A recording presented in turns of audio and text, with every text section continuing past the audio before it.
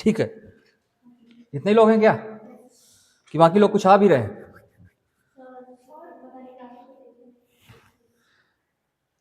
तो देखो, अगर जिसका भी कंटिन्यूटी ब्रेक होगी उसको फिर आगे समझ में आएगा नहीं, क्योंकि ये चीजें ऐसी है ना कि लिंक रहती हैं एक के बाद एक। कल हम लोग पढ़ रहे थे क्या, जस्टिस, है ना? तो कोई मुझे बताएगा कि पॉलीमार्कस के अकॉर्डिंग क्या है जस्टिस? पॉलीमार्कस, थ्रेसिमेकस और ग्लूकॉन, है ना, और सोफिस्ट, इनके अनुसार आपने पढ़ा है कि जस्टिस क्या होता है। फिर इसके बाद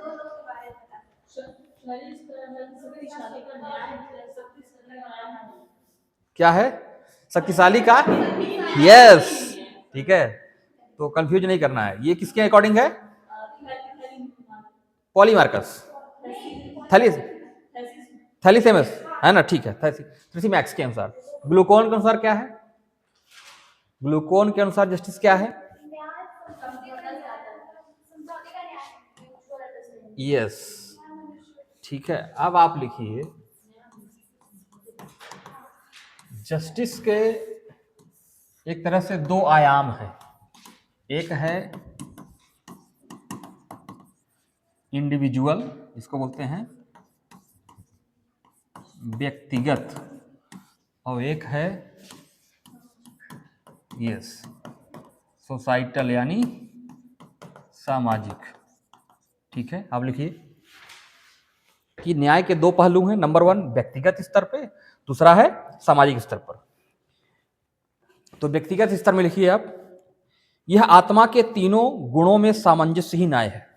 जो आत्मा के तीन गुण हैं, कौन कौन से? विवेक, साहस और हाँ तृष्णा या वासना या इच्छा, ठीक है, जो भी कह लो, इन तीनों में क्या होना चाहिए? सामंजस्य, ठीक है, यही न्याय है। ठीक है, वासना, इच्छा, तृष्णा, ये तीनों चीजें एक ही है, ठीक है ना। जैसे आपने सुना होगा काम वासना, मतलब काम की इच्छा, किसी चीज की वासना वो भी इच्छा ही होती है, ठीक है, लिख लिया। तो आत्मा के तीनों गुणों में सामंजस्य। सामाजिक स्तर पर लिखिए, यह समाज के तीनों वर्गों द्वारा अपने कर्तव्यों का निष्पादन। ये जो समाज के तीन वर्ग हैं, ठीक है, कौन कौन से वर्ग हैं? शासक वर्ग, सैनिक वर्ग और उत्पादक वर्ग, व्यापारी वर्ग, इनके द्वारा अपने कर्तव्यों का निष्पादन, ठीक है, कर्तव्यों का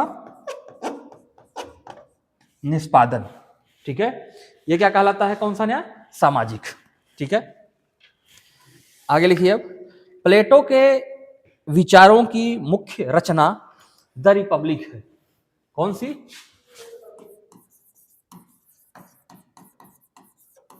द रिपब्लिक। और इसी में न्याय की अवधारणा का वर्णन किया है प्लेटो ने। ध्यान रखना, कईयों बार क्वेश्चन आया है अलग अलग कॉम्पिटिटिव एग्जाम में कि प्लेटो ने न्याय की अवधारणा का वर्णन किस बुक में दिया है, तो द रिपब्लिक में। ठीक है, प्लेटो का न्याय कर्तव्य पर आधारित है। ये जो प्लेटो का न्याय है किस पे आधारित है? कर्तव्य पर आधारित है। और जबकि आज का जो न्याय है वो किस पे आधारित है? ये है प्लेटो का न्याय। ठीक है, जो वर्तमान समय का न्याय है वो किस पे अधिकारी है? वर्तमान में किस पे अधिकारित है? वर्तमान में न्याय अधिकारों पर आधारित है। आप कब कहते हो कि आपके साथ अन्याय हो रहा है? जब आपके अधिकारों की पूर्ति नहीं होती है। जैसे कितने मूल अधिकार हैं आपके पास आज? 6 मूल अधिकार हैं। बता पाओगे कोई 6 मूल अधिकार के नाम? यस यस,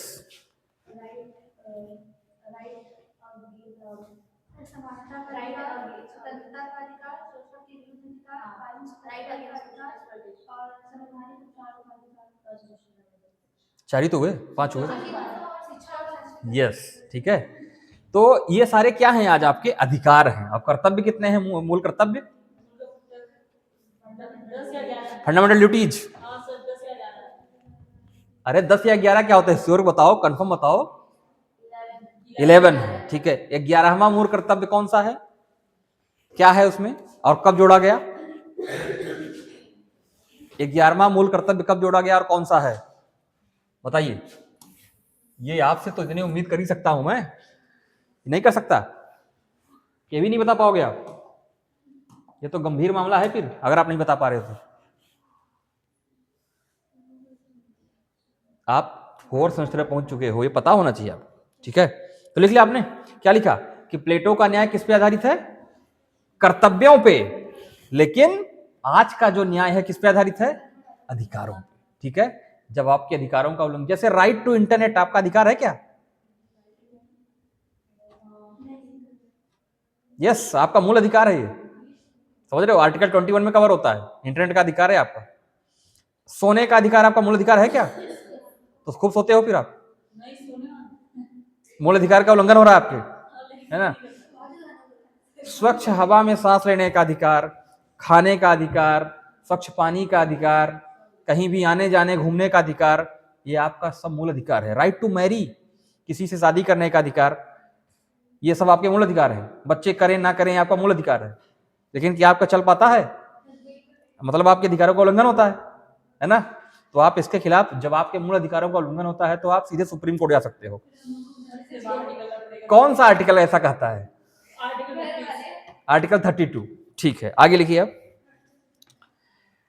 प्लेटो के न्याय का उद्देश्य समाज के तीनों वर्गों में, प्लेटो के न्याय का उद्देश्य समाज के तीनों वर्गों में क्या करना है भाई, सामंजस्य स्टैब्लिश करना है, ठीक है।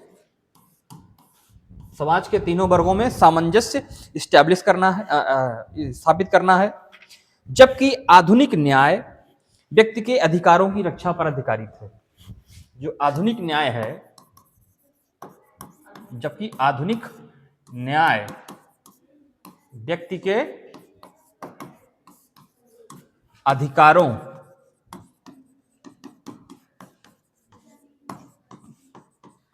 की रक्षा पर आधारित है, यस, ठीक है। जबकि आधुनिक न्याय क्या है, व्यक्ति के अधिकारों की रक्षा पर आधारित है। और जो प्लेटो का जस्टिस सिस्टम था वो किस पे आधारित था, तीनों वर्गों में सामंजस्य बना रहे। कौन कौन से 3 वर्ग, कौन कौन से 3 वर्ग जरा बताइए। हाँ, उत्पादक वर्ग या व्यापारी वर्ग, ठीक है, लिख लिया आपने। आगे लिखिए, प्लेटो का न्याय नैतिकता से परिचालित है। प्लेटो का न्याय किससे, नैतिकता से, ठीक है। इसमें ज्यादा जगह दी जाती है किसको, नैतिकता को, है ना, नैतिकता पर। लेकिन आधुनिक जो न्याय है वो विधि द्वारा परिचालित है, मतलब कानून के द्वारा, ठीक है। आधुनिक न्याय किसके द्वारा संचालित है भाई, कानून के द्वारा, आप ध्यान रखना, ठीक है। जबकि प्लेटो किसी कानून की बात नहीं करता है। क्यों, कानून किसके लिए चाहिए होता है, यस, असभ्य और अनैतिक लोगों के लिए, जिनके अंतर्गत नैतिकता नहीं है। लेकिन जो खुद नैतिक व्यक्ति है उसके लिए किसी भी कानून की जरूरत नहीं है, जैसे महात्मा गांधी, है ना। क्या आप लोगों के लिए जरूरत है कानून की? अगर आप लोग सभ्य लोग हो, नैतिक लोग हो, तो आपके लिए कानून नहीं चाहिए। अगर आप लोग असभ्य लोग हो, अनैतिक लोग हो, तो आपके लिए कानून चाहिए, रूल्स चाहिए कि यहाँ मत जाओ, वो मत करो, ये सारी चीजें, है ना, ठीक है। आगे लिखिए, प्लेटो के विचार में स्वतंत्रता, समानता या अधिकार की कोई संकल्पना नहीं की गई है।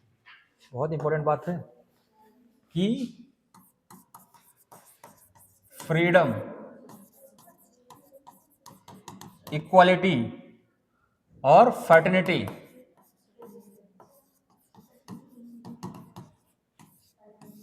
ठीक है,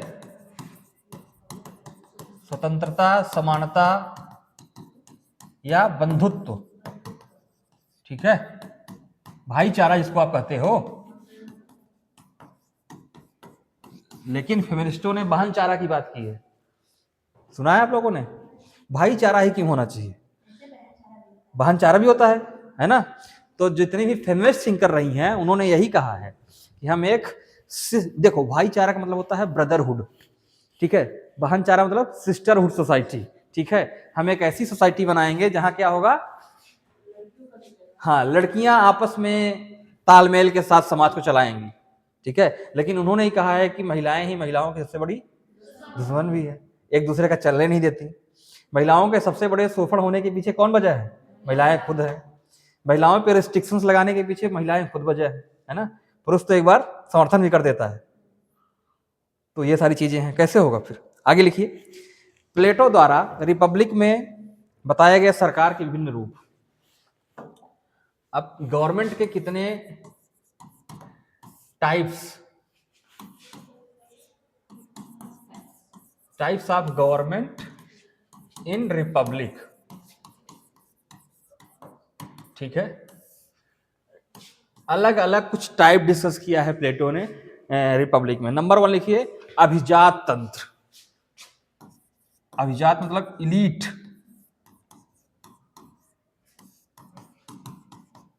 ठीक है,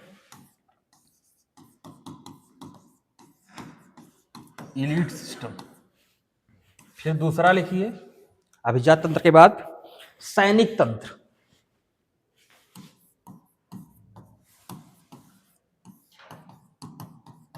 ठीक है, मिलिट्री सिस्टम, ठीक है। नंबर 3 लिखिए, तीसरा है धनिक तंत्र, इसको होते हैं ओलिगार्की, धनिक तंत्र, ठीक है, ओलिगार्की। फिर नंबर 4 है, लिखिए नेक्स्ट है प्रजातंत्र, डेमोक्रेसी। प्रजातंत्र बहुत नीचे आता है, डेमोक्रेसी। फिर नंबर 5 है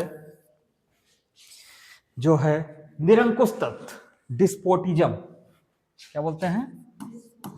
निरंकुश तंत्र, ठीक है।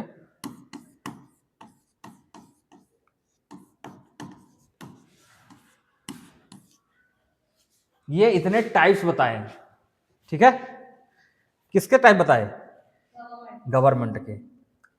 ये इतने सारे टाइप्स हो सकते हैं गवर्नमेंट के, ठीक है। आपने कौन सा टाइप देखा है अभी तक? डेमोक्रेसी। जबकि प्लेटो की नजर में डेमोक्रेसी सबसे घटिया टाइप है, ठीक है, सबसे घटिया टाइप है। और सबसे अच्छा टाइप कौन सा मानता है वो?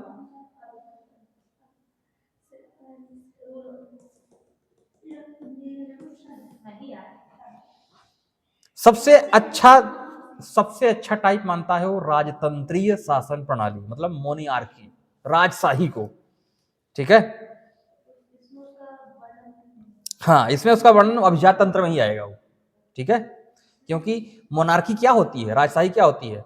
कुछ ही लोग तो होते हैं जो राजा के परिवार के इलीट लोग, लेकिन हाँ, उसमें भी राजा कैसा होना चाहिए? फिलोसफर होना चाहिए, ठीक है। इसीलिए वो उसको बोलता है कि वो सिस्टम अलग है, उसमें ये नहीं कि राजा का लड़का ही राजा हो जाएगा, जो फिलोसफर होगा वही किंग होगा। लिखो इसमें, प्लेटो ने लोकतांत्रिक शासन प्रणाली को सबसे भ्रष्ट रूप माना है। प्लेटो ने लोकतांत्रिक शासन प्रणाली को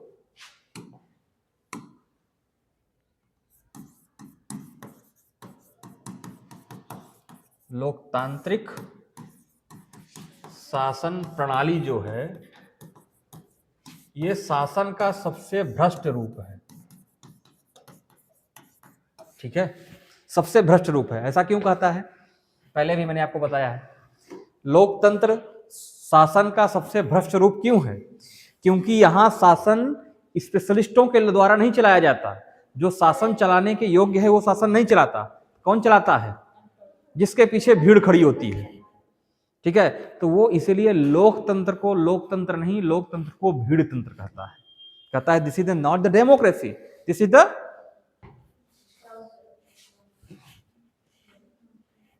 भीड़ तंत्र है वो, ठीक है। भीड़ तंत्र के लिए भी एक शब्द है, क्या बोलते हैं उसको? चलो बताएंगे भी आगे, ठीक है। लिखिए आगे, लिखिए इतना कि लोकतंत्र को सबसे भ्रष्ट मोबोक्रेसी, ठीक है। This is not the democracy, this is the mobocracy, mob बन जाना, ठीक है। जिसे मॉब लिंचिंग का नाम सुना होगा आपने, सुना है ना? मॉब लिंचिंग हो जाती है, मतलब एक भीड़ आती है और हत्या कर देती है, भीड़ हत्या जिसको कहते हैं। ठीक है, तो डेमोक्रेसी से हम किस में बदल गए हैं? मोमोक्रेसी में। ठीक है, अब ये लगातार बढ़ता जा रहा है। आप देखोगे कि एक पागल उन्मादी भीड़ आती है जयकारे लगाते हुए, नारे लगाते हुए, और लोगों के घर गिरा देती है, लोगों की हत्या कर देती है, तहस नहस कर देती है। वो नारे धार्मिक हो सकते हैं, वो नारे राजनीतिक हो सकते हैं, वो नारे सामाजिक हो सकते हैं, वो नारे जातिगत हो सकते हैं। तो हम लोकतंत्र की जगह क्या बन जाते हैं तब? भीड़ तंत्र। और इसीलिए वो कहता है कि ये सबसे घटिया सिस्टम है। ठीक है, आगे लिखिए। प्लेटो के अनुसार राजतंत्रीय शासन प्रणाली सर्वश्रेष्ठ है। राजतंत्रीय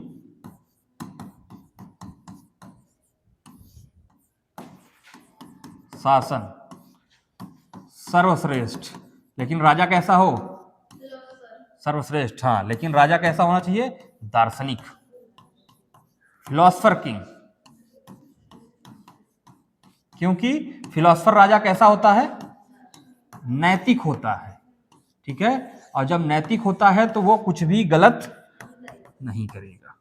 ठीक है, वो जो करेगा समाज के, देश के हित में करेगा। ठीक है, तो इसीलिए ऐसे लोगों को ही जाना चाहिए कहाँ? शासन में, गवर्नेंस में। लेकिन आज देखो ऐसे लोग कहाँ जा पाते हैं, है ना? ऐसे लोग तो और साइड लाइन हो जाते हैं। चुनाव कौन जीतता है आज? समझदार लोग, जो बड़े दार्शनिक है, बड़े नैतिक हैं, बड़े संत आदमी हैं, जो समाज का बुरा नहीं करते। चुनाव वो जीतते हैं जो अपराधी हैं, माफिया हैं, है ना? यस, धन बल बाहुबल का प्रयोग करके, लोगों को मिस इन्फॉर्मेशन, फेक न्यूज देके, झूठे वादे करके, झूठे सपने दिखा के, है ना? ऐसे लोग जीत जाते हैं। तो फिलोसफर आदमी क्या करेगा? फिलोसफर आदमी बैठा रहेगा। अभी एक बिहार का चुनाव देखा था ना, वो था एक प्रोफेसर, उनका नाम था केसी सिन्हा। केसी सिन्हा जी ने पटना यूनिवर्सिटी में प्रोफेसर रहे, फिर वाइस चांसलर बने, 70 से ज्यादा किताबें पब्लिश कर दी हैं, अभी भी बच्चों को पढ़ाते हैं, कोचिंग देते हैं IITs में और बहुत सारे इंस्टीट्यूट में जाने के लिए। चुनाव लड़े, वो हार गए चुनाव, और उनको हराने वाला एक, उसका बहुत सारे स्कैंडल वीडियो वायरल थे, उसने 1 लाख वोटों से उनको हरा दिया, और वो सिर्फ 14,000 वोट पाए। समझ रहे हो? कईयों बार ऐसा हुआ है, कईयों बार कोई बहुत बड़ा ब्यूरोक्रेट हो गया, बहुत बड़ा सामाजिक कार्यकर्ता हुआ, वो सोचा कि अब मैं चुनाव लड़ूंगा और संसद में बैठ के कानून बनाऊंगा देश के लिए अच्छा। जैसे ही चुनाव में गया, लोगों ने उसको चुनाव ही हरा दिया। ठीक है, तो डेमोक्रेसी इसीलिए फिलोसफर, दार्शनिक लोगों के लिए, अच्छे लोगों के लिए काम नहीं कर पाती जिस तरीके से काम करना चाहिए। जैसे राज्यसभा में 12 मेंबर्स के अपॉइंटमेंट का प्रोविजन भी है। सरकार को ये पता था, संविधान निर्माताओं को ये पता था कि सारे अच्छे लोग चुनाव जीत के नहीं आ पाएंगे, तो उन्होंने सोचा कि 12 लोगों को हम क्या करेंगे, नॉमिनेट कर देंगे सीधे राज्यसभा में। लेकिन आज वो 12 लोग भी कैसे आते हैं? समाज के अच्छे वर्गों और अच्छे लोग नहीं आ पाते, वो वही राजनीतिक लोग आते हैं जो चुनाव हार जाते हैं। जैसे मान लो पार्टी का कोई सीनियर मेंबर है, वो चुनाव नहीं जीत पाया, तो फिर बाद में उसको राज्यसभा के थ्रू अपॉइंट कर देंगे। जबकि वो फील्ड डिसाइड थे कि खेल में, शिक्षा में, समाज सेवा में, गवर्नेंस में, अलग अलग क्षेत्रों में जो बढ़िया काम करेंगे, ऐसे 12 लोगों को वहां भेजा जाएगा बिना चुनाव लड़े। राष्ट्रपति उनको अपॉइंट कर देंगे। अब आप जानते हो कि राष्ट्रपति अपने मन से कोई काम करते नहीं है, किसके मन से करते हैं? ठीक है, तो ये सारा सिस्टम इसीलिए डेमोक्रेसी को सबसे ज्यादा क्रिटिसाइज करता है कि सबसे भ्रष्ट रूप है डेमोक्रेसी। आज आप देखोगे भी, आज आप देखो आर्थिक असमानता का लेवल ये है कि कुछ मुट्ठी भर लोग सारे संसाधनों पे कब्जा करके बैठे हुए। 50%, 60% रिसोर्सेज देश का उन्हीं के हाथों में कैद है। बाकी सारी जनता आपस में जितना कंपटीशन क्यों है लोगों में? क्योंकि संसाधन ही कम है ना। मान लो एक रोटी है और खाने वाले तुम लोग हो, तो आपस में लड़ोगे ना कि रोटी का बड़ा टुकड़ा हमको मिल जाए। और मगर लो इस रूम में मान लो 50 रोटियां पड़ी हुई है, 50 रोटियां पड़ी नहीं रखी हुई हैं जिसको आपको खाना है, तो आप क्यों लड़ोगे आपस में? बोलोगे सबके लिए पर्याप्त है, खा लेंगे 2-2, 4-4 रोटी। तो ये समस्या यही है कि रिसोर्सेस कुछ लोगों ने अपने हाथ में कब्जिया लिया है, बाकी जनता बस कंपटीशन कर रही है, और ओवर कंपटीशन इंडिया में हो रहा है। आज कंपटीशन के चक्कर में सबसे ज्यादा स्ट्रेस में हमारे यूथ हैं। अलग अलग शहरों में आप जाओगे, अभी तो आपका दौर शुरू हो रहा है, शहरों में 10 बाई 10 के कमरे में बच्चे रह के तैयारी कर रहे हैं, घुट रहे हैं दिन रात। क्यों? माँ बाप का अलग से प्रेशर, समाज का अलग से प्रेशर, उनका खुद का अपना अलग से प्रेशर कि एक लेवल के बाद नहीं हुआ तो क्या होगा। अब ऐसा नहीं, कोई मेहनत नहीं कर रहे हैं, बहुत मेहनत कर रहे हैं, दिन रात मेहनत कर रहे हैं, लेकिन जब है ही नहीं तो कहां से मिलेगा? होना भी तो चाहिए। छोटी सी चीज है, 1-2 लिमिटेड पोस्ट है, उसके लिए 10 लाख लोग लड़ रहे हैं, मिलेगा तो एक ही दो लोगों को ना। ऐसा नहीं कि वो सारे गधे हैं, सब बहुत मेहनत कर रहे हैं, लेकिन है ही नहीं तो कहां से मिलेगा? लिमिटेड चीजें हैं। तो ये हो गया है जो कंपटीशन का सबसे घटिया लेवल। सबसे ज्यादा मेहनत करने वाले युवा इंडिया में है, लेकिन सबसे ज्यादा स्ट्रेस में वही है, सबसे ज्यादा परेशान, सबसे ज्यादा सुसाइडल रेट्स युवाओं में है। आप देखोगे बच्चे तैयारी करते करते परेशान हो जाते हैं, घर वालों से पैसा आता है ना हर महीने 10,000 5,000, और घर वाले भी इतने अमीर तो है नहीं, इतने अमीर होते तैयारी करने क्यों जाता हो? तो बहुत स्ट्रेस में, मैंने तो बहुत करीब से देखा है, बहुत स्ट्रेस में लोग जी रहे हैं, और यूथ सबसे ज्यादा स्ट्रेस में है। जवानी में आदमी इतना स्ट्रेस में है, डरा हुआ है हर वक्त। जवान आदमी सबसे ज्यादा डरा हुआ है, जबकि जवान आदमी के पास सबसे ज्यादा पावर होती है। घबराया हुआ है, वो जी नहीं पा रहा है। आगे लिखिए। प्लेटो ने दार्शनिक राजा का समर्थन किया है, ठीक है। फिर आगे लिखिएगा, प्लेटो के अनुसार दार्शनिक राजा का विवेक किसी भी कानून या अध्यादेश से ज्यादा महत्वपूर्ण है। जो ये दार्शनिक राजा है ना, इसका जो विवेक या बुद्धि है, विवेक कह लो या बुद्धि कह लो, किसी भी कानून या अध्यादेश, अध्यादेश समझते हो? राष्ट्रपति को कौन से आर्टिकल के तहत अध्यादेश जारी करने की शक्ति है? वेरी गुड, ठीक है, 1 2 3।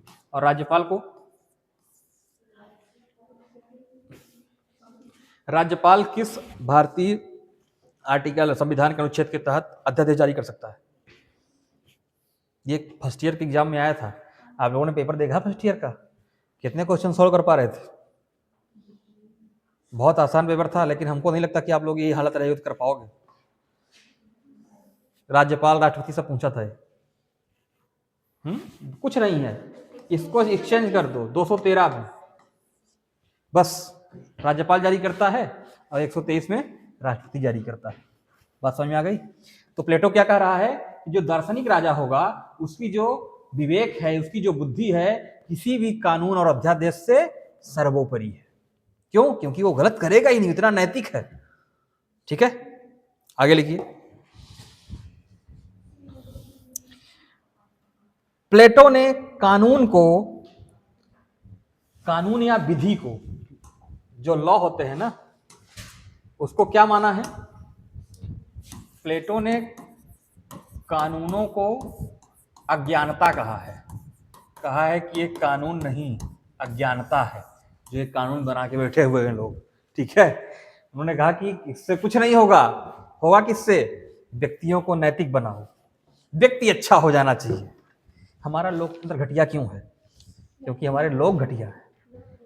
हम कैसे लोगों को चुन रहे हैं? जैसे हम हैं।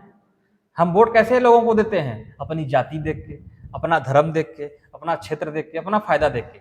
हम समाज का फायदा नहीं देखते, अपना फायदा देखते। तो जो लोग जैसे होंगे तो उनको शासन भी तो ऐसा ही मिलेगा, ठीक है। तो लोगों को सुधारने की बात करता है, इसलिए कि सबसे जरूरी है कि हम लोगों को सुधारें, और लोग सुधरने का नाम नहीं ले रहे। क्योंकि अभी आप आगे पढ़ोगे हॉब्स को, अभी तो ये शुरुआत है। हॉब्स कहता है कि व्यक्ति बहुत ही घटिया प्राणी है, ठीक है। उसका नेचर ही है ऐसा, स्वार्थी, लालची, लोभी, डरपोक। तो वो उसको अच्छा करने के लिए एक तानाशाह की जरूरत होती है। तरह तरह के विचार अभी आपके पास आएंगे। अभी आप प्लेटो के नजर से दुनिया को देख रहे हो, ठीक है। और ये बहुत अच्छी बात है कि जिस थिंकर को आप पढ़ो उसी की नजर से दुनिया को देखो। और आपको उस टाइम पे वो लगना चाहिए हाँ यही तो ठीक है, यही तो सही बात है। लेकिन जैसे ही आप अगले पे जाओगे फिर वहां पे लगेगा बात तो ये भी सही कह रहा है, बात तो ये भी सही है। किसी की नहीं मानना है, ठीक है, आपको अपनी मानना है। अपनी मानना है मतलब सबसे सारी चीजें सीखने के बाद आप एक सही डिसीजन ले पाए, ठीक है। यही अच्छी बात होती है कि जानो सबको लेकिन आप डिसीजन अपने हिसाब से लोगे, ठीक है। और भारत एक ऐसा समाज है जहां लोग जानने से ज्यादा मानने में भरोसा करते हैं। आप हर चीज को मानने लगते हो, मानने में भरोसा मत करो बेटा। किसमें भरोसा करो? जानने में। पहले जानो। भारत, इंडिया हमेशा से एक नॉलेज बेस्ड सोसाइटी रहा है। Knowledge based. हमने अभी आप वो इंडिया 6 सेमेस्टर में है वो पढ़ोगे धर्मशास्त्र को, कौटिल्य को। 4 वर्ण है ना वर्णा सिस्टम में, कौन कौन से? ब्राह्मण, क्षत्रिय, वैश्य, शूद्र। ये अपने कर्म के आधार पे है, ठीक है, जातिगत नहीं थे ये कर्म के आधार पे थे। तो जिसमें ब्राह्मण वर्ग था वो नॉलेज को रिप्रेजेंट करता था, वो सबसे ज्यादा ऊपर क्यों रखा जाता था, सबसे ज्यादा सम्मान क्यों मिलता था उसको? नॉलेज। धनी नहीं था वो, उसके पास पैसा नहीं था बहुत। धनी कौन सा वर्ग था? वैश्य। पैसा उसके पास था, लेकिन सम्मान सबसे ज्यादा किसका होता था? नॉलेज का। क्योंकि India is a knowledge based society. लेकिन आज समझ से परे है। और कोई भी जो इंसान ज्ञानवानी था, नॉलेजवान था, वो ब्राह्मण वर्ग में आ जाता था।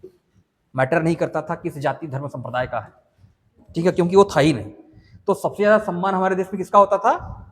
नॉलेज का। लेकिन आप देखोगे कि वो हमेशा, मतलब कई बार, ज्यादातर केसों में वो गरीब ही रहेगा। ब्राह्मण संपत्ति नहीं बनाता था, वो तो भिक्षाटन करता था, भिक्षा मांग के खाता था। लेकिन सम्मान सबसे ज्यादा उसी का था, बिकॉज ऑफ नॉलेज, ब्रेन। राजा भी उससे सलाह लेता था, तो राजा को भी निर्देशित करता था कि राजा तुम्हारा धर्म ये है, तुम ऐसा करो। पैसा कुछ नहीं है लेकिन नॉलेज है, ठीक है। तो हम उस दौर से रहे हैं जब नॉलेज का सम्मान होता था। और आज नॉलेज का सम्मान है, आज पैसे का सम्मान है। अगर आप बहुत बड़े गधे हैं लेकिन आप पैसा है, बहुत पैसा है, तो समाज आपका सम्मान करेगा। बहुत सारे आपके रिश्तेदार ऐसे होंगे जो बड़े ज्ञानी हैं, लेकिन एक आपके त्योहार अभी होली पे आएगा तो एक साइकिल से आ जाएंगे, फटा सा कुर्ता पहन के आएंगे। आप उनको पूछोगे भी नहीं, बहुत मुश्किल से मुंह फेर के बैठा दोगे कुर्सी पे। कोई आदमी डिफेंडर से आ जाएगा आपके घर में, फॉर्च्यूनर से आएगा 2-4 गाड़ी लेके, आप बिछ जाओगे। उसके लिए घर में जो आपके बेस्ट संसाधन होंगे वो इकट्ठा करोगे। अरे फलाने आए हैं, बहुत पैसा वाले।